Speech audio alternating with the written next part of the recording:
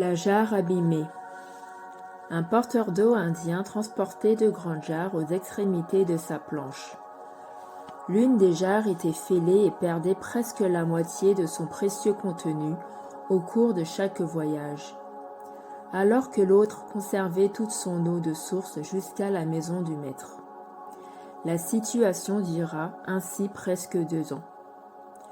2 ans au cours desquels le porteur d'eau ne livra qu'une jarre et demie d'eau, chaque jour à son maître.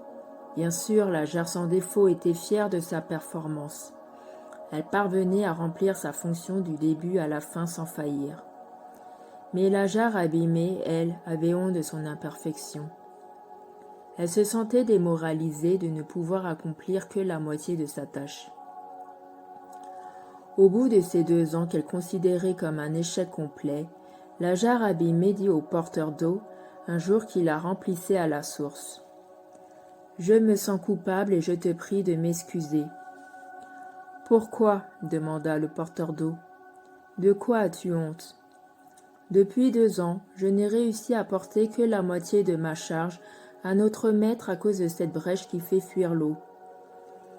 Par ma faute, malgré tous tes efforts, tu ne livres à notre maître que la moitié de l'eau prévue. Tu n'obtiens pas la reconnaissance complète de tes efforts, lui expliqua la jarre abîmée. Touché par cet aveu et plein de compassion pour la jarre, le porteur d'eau lui répondit: « Je vais te demander quelque chose.